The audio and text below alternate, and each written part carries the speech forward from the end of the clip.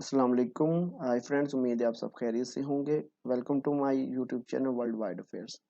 UNO की last video में हमने यूएनओ का इंट्रोडक्शन, यूएनओ की ब्रीफ हिस्ट्री, उससे रिलेटेड लीग ऑफ नेशन और यूएनओ की जो जनरल असेंबली उसके बारे में हमने इन डिटेल जो है स्टडी किया था।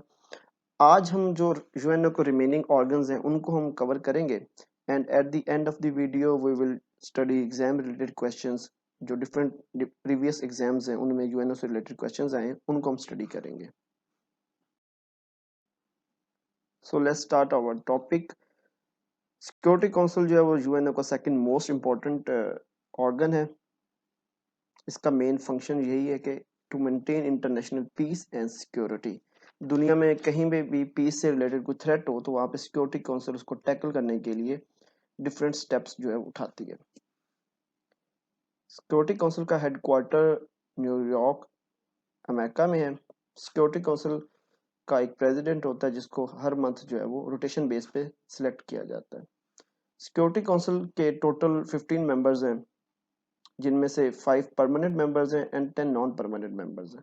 जो 10 नॉन परमानेंट मेंबर्स हैं इनको 2 इयर्स की टर्म के ऊपर सिलेक्ट किया जाता है।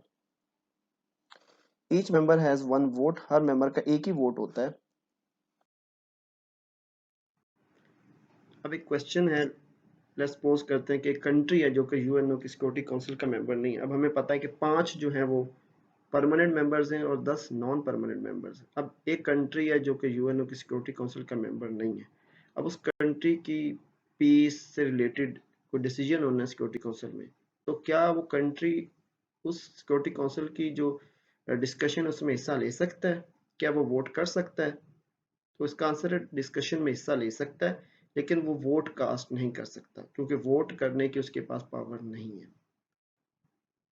अब हम आते हैं कि वीटो पावर क्या होती है। डिफरेंट न्यूज में भी और डिफरेंट जगहों पे हमने ये सुना होता है कि जी सिक्योरिटी काउंसिल में फलां कंट्री ने वीटो पावर यूज की।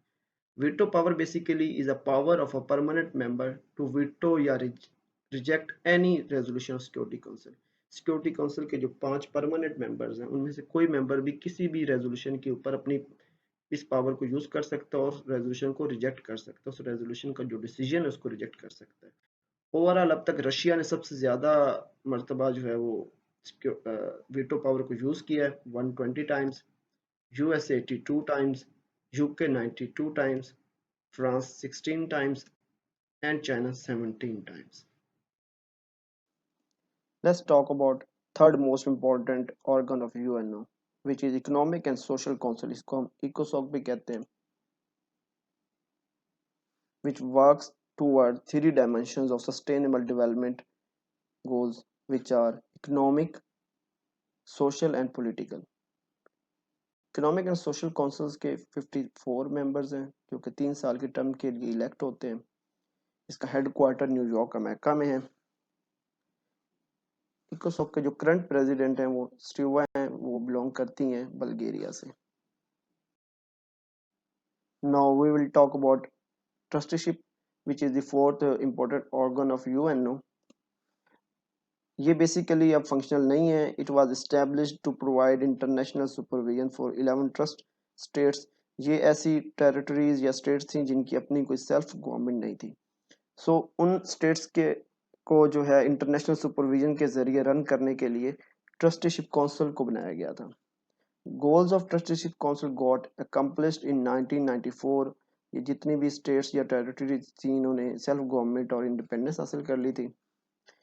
ट्रस्टीशिप काउंसिल जो थी उसने अपने ऑपरेशंस को 1 नवंबर 1994 में सस्पेंड कर दिया था आफ्टर इंडिपेंडेंस ऑफ पुलाव। ये इंपॉर्टेंट क्वेश्चन है कि आ जाता होता है कि पुलाव वो लास्ट कंट्री थी जिसने सेल्फ गवर्नमेंट का स्टेटस जो हासिल किया था under supervision of trusteeship council. The fifth most important organ of UNO is International Court of Justice. It is the principal judicial organ of UNO. इसका रोल है to settle disputes submitted to it by states and give advisory opinion on legal questions. जैसे पाकिस्तान का जो कुलभूषण यादव का case है, इसके अलावा 1971 के जो पाकिस्तानी कैदी हैं इंडिया के पास, उनसे रिलेटेड अगर पाकिस्तान उनकी ट्रायल से रिलेटेड जो केस था वो इंटरनेशनल कोर्ट ऑफ जस्टिस में फाइट किया। इसके बेसिकली 5 जजेस होते हैं जो कि 9 ईयर्स की टर्म के लिए सिलेक्ट होते हैं, which are selected by United Nation General Assembly and Security Council. इसका हेडक्वार्टर हेग में है, which is a city of Netherland. इसकी official languages English and French है। Last organ of UNO is secretariat. It is administrative wing of UN, comprises general secretary and thousands of international UN staff members। Secretariat में different line department जो है वो काम करते हैं, हर department की अपनी डिफरेंट रिस्पॉन्सिबिलिटी है और उसी के अकॉर्डिंग वो एक्शन लेते हैं। जो जनरल सेक्रेटरी हैं उनको 5 साल के लिए जनरल असेंबली सेलेक्ट करती है, ये एक रीन्यूएबल टर्म है। हेडक्वार्टर न्यूयॉर्क में है। इस वक्त करंट जो सेक्रेटरी जनरल है वो एंटोनियो गुटेरेस हैं, जो 2017 में पहले इलेक्ट हुए थे और देन अगेन 2021 में सेकंड टर्म में इलेक्ट हुए। He also served as Prime Minister Protocol। अब हम डिफरेंट क्वेश्चंस को डिस्कस करते हैं जो कि डिफरेंट प्रीवियस कम्पिटिटिव एग्जाम्स में यूएन से रिलेटेड आ चुके हैं। What is the term of UN secretary general? UN की जो सेक्रेटरी जनरल उनकी टर्म जो है वो कितने टाइम के लिए होती है? And the answer is 5 years।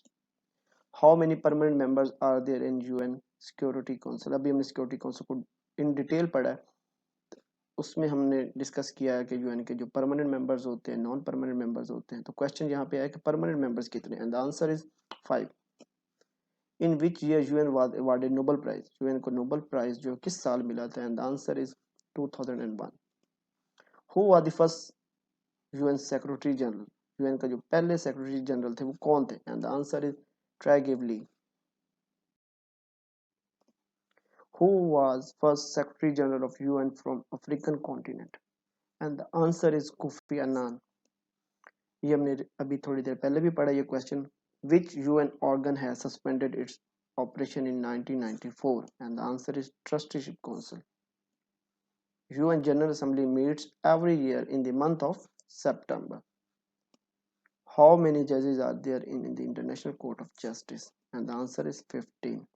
So with this we are done with UN and its main organs। उम्मीद है आपको समझ आई होगी। Please subscribe my channel for more videos। Stay blessed। Allah Hafiz।